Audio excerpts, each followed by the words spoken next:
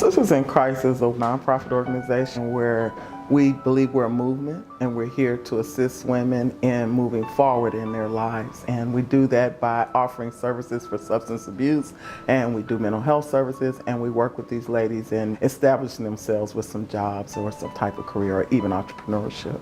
I went on this scanning of the land process and learning, working at Niles Home for Children, working for a substance abuse facility, Amani House, going into the jails. It was just so much pain there. And women had lost hope. What are the issues that Sisters in Christ wanted to be a solution to? How do we help women address their traumas? You can't know how to help or service someone if you don't know what's really going on in their lives. That is why we positioned ourselves. If we could help women coming out of prison, or if we could help women address their substance abuse issues, then we could help our families. Because a mother out of place is definitely going to be a denominator that causes a family to fall. And children need their mothers. We just do. There's nothing around that. That was a part of what Sisters in Christ came into. We were a praying organization. We came up with the ideal of how do we get healed, how do we get restoration, how do women nurture one another and heal themselves by working together, and how do we impart what we've learned as far as knowledge and wisdom back into the lives of those that may not have the hope and the dreams that they're available to them.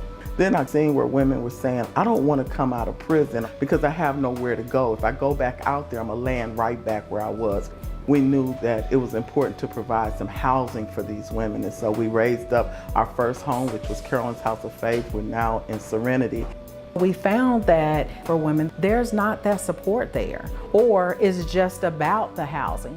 And that's the difference with Sisters in Christ. We are a full wraparound service. We deal with housing, we deal with your life skills, we deal with training you professionally, connecting you back with your children if you've lost your children through the system. We are trying to eliminate that revolving door. We wanted to provide the best. You have to see it. Some women have never been exposed to the surroundings in which we try to bring to the table to show them that, yes, you deserve this, you can have this, and we're showing them how to sustain themselves in this type of environment. But the first key is they have to want it. I do the case management part. I walk the girls through structuring, the brokenness that they have experienced. I listen to all of that, and then I start rebuilding from there. I have them to set goals, and that's what we focus on. I kind of walk them through the things that they're trying to accomplish, that they have to be in treatment. In the treatment process, it can be 90 days up to a year. Getting a job, we do allow them an amount of time when they come into the house, so they don't have to come into the house working. Our main priority is for them to stay clean. We require them to respect one another, to come together as a team and work together as sisters, communicating with each other. After the first 60 to 90 days, then they're starting to look for a job and get in the mind frame of self-sufficiency. Most of the women that came to us were homeless and they needed a job. We learned that women were really strong, and there are a lot of careers that are actually going extinct, such as plumbing, such as construction site working and carpentry, and the biggest one being auto mechanic. Women are capable of doing those things. So our Dehoney Women Project is what we're working on right now. The training center is being built off of all of that, doing what I call non-traditional training so that these ladies can create entrepreneurial type of positionships. And it takes away the fact of saying second chances. They can give themselves a second chance. You don't have to be without a job. You can cut grass, you can fix a car, you can do plumbing. Those are things that they can learn to do and make livable and above wages. A lot of times women coming out of prison, there's a stigmatism. We're trying to embed into the ladies and transform their mindset that you don't have to be out here working for someone else. You don't have to be on welfare. And so if we're giving them the skill set that they need to be entrepreneurs, that is something that someone can never take away from them.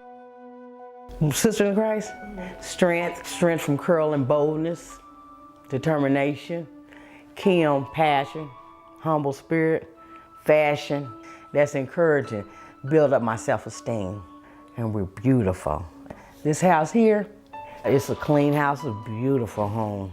It's elegant, but it's not mine. I got to make room for the next lady.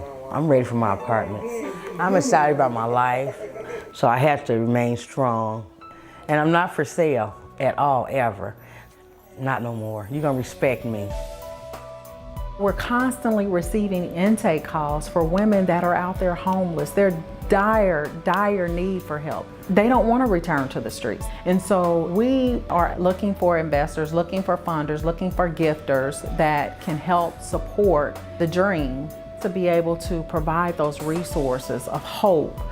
If you give them a new set of skills and a new set of tools, then they can be productive and they can add to and not just take away. This is what an investor would be helping us to do. Help the women that may have had a hopeless situation write a new story to come and make a different way of life for themselves, their children, and our community.